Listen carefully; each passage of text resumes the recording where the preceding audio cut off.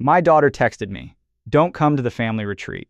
Ethan's parents need your cabin more." 3 days later, I quietly took back everything I'd ever given them. Have you ever spent your entire life building something for the people you loved, only to discover they had been waiting for the perfect moment to take it from you? That was the lesson I learned at 72 years old. Before I tell you what happened, let me ask you something. If your own child betrayed you in a way you never thought possible, would you forgive them? Because I didn't. The text arrived at 5:48 on a rainy Monday morning. "Dad, plans changed. Please don't come to the mountain retreat. Ethan wants his parents to have your cabin instead. I hope you understand." I stared at the screen for nearly a minute. No phone call, no explanation, just a text. The retreat wasn't some cheap weekend rental. It was a private luxury lodge in Montana I'd reserved for 8 days to celebrate what would have been my late wife's 71st birthday. She had dreamed of seeing those mountains. Cancer stole that dream before we could make it happen. After she passed, I promised myself I'd take our daughter, Claire, so together we could honor her memory. The reservation alone had cost almost $50,000. I paid every cent. The largest cabin on the property, private chef, guided horseback rides, helicopter tour over Glacier National Park. Everything. It wasn't a vacation. It was my goodbye to the woman I loved for 46 years. And apparently, I wasn't invited anymore. I called Claire immediately, straight to voicemail. I called again. This time someone answered. Not Claire, her husband. "Morning, Frank?" Ethan sounded almost cheerful.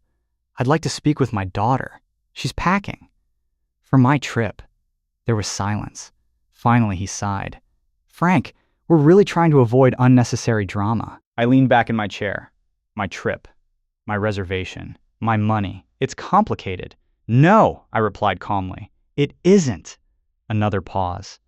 Then he said something I'll never forget. "My parents have never stayed anywhere luxurious. They deserve this experience more than you do. Besides, long trips are exhausting at your age." I closed my eyes. "I paid for this retreat." "And we're grateful," he answered. "Really? But your wife wouldn't want everyone feeling uncomfortable." Uncomfortable. He was using my dead wife to justify replacing me with his own parents. Before I could answer, he added one more sentence. "We'll bring you back a nice souvenir." Then he hung up. I didn't yell. I didn't throw my phone. 40 years running one of the largest commercial landscaping companies in Colorado had taught me something valuable. Emotion clouds judgment. Facts win battles. I walked into my office, opened my laptop, and signed into the resort's reservation portal. The confirmation appeared instantly. Only, my name wasn't there. Not even as a secondary guest. It had been deleted. Cabin 1 now listed. Robert Hayes, Linda Hayes, Ethan Hayes, Claire Morrison, and Ethan's younger sister, Brooke. 5 guests. Exactly enough to fill the lodge. They hadn't simply asked me not to come.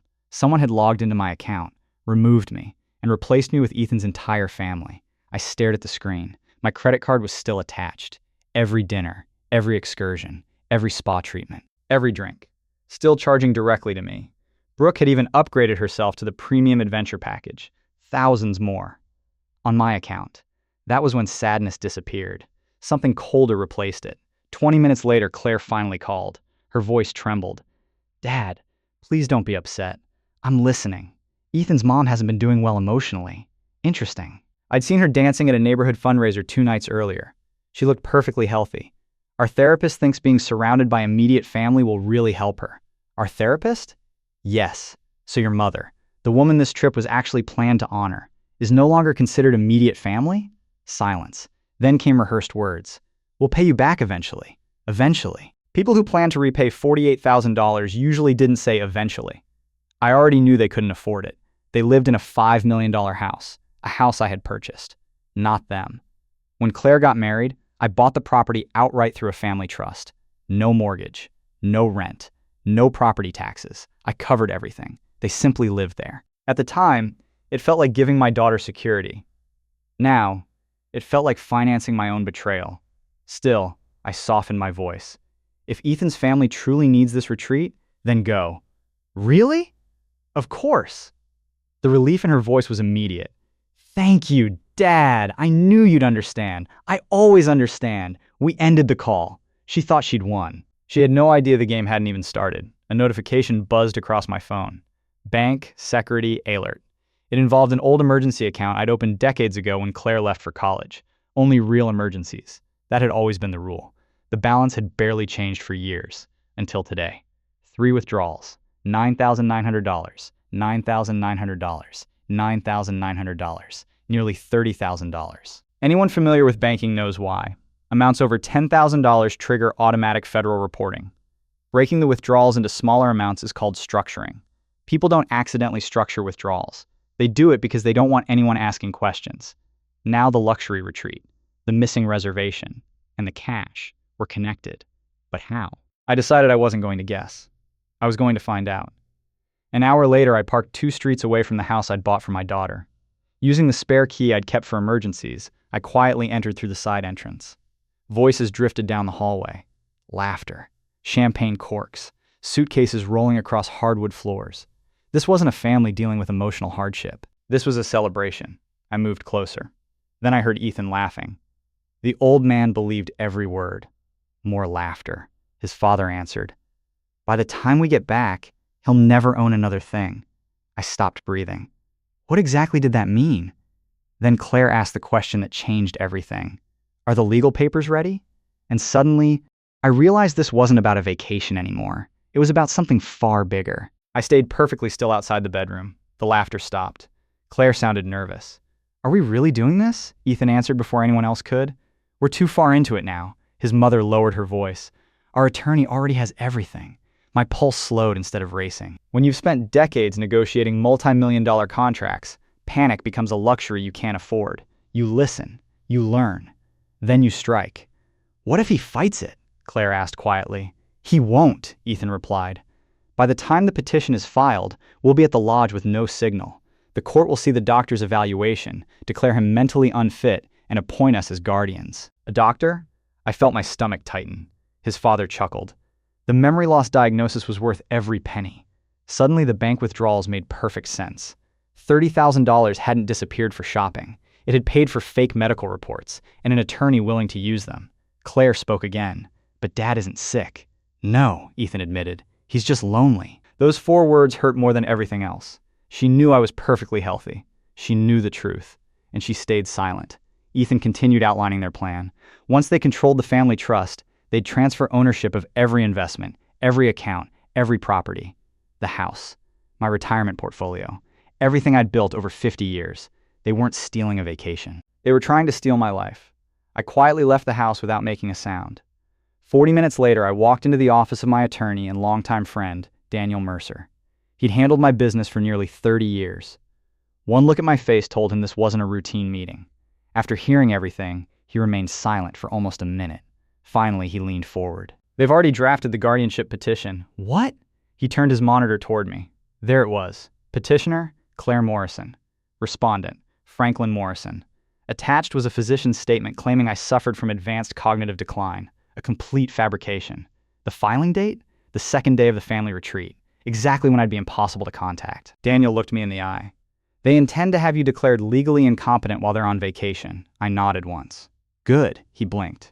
Good. They think I'm already defeated. We worked for 6 straight hours.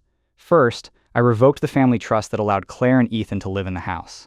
Every document was signed before sunset. Legally, the property belonged only to me again. Second, I transferred every remaining dollar out of the emergency account they'd abused. The balance dropped to 0. Third, I called the resort. I confirmed that everyone could still attend.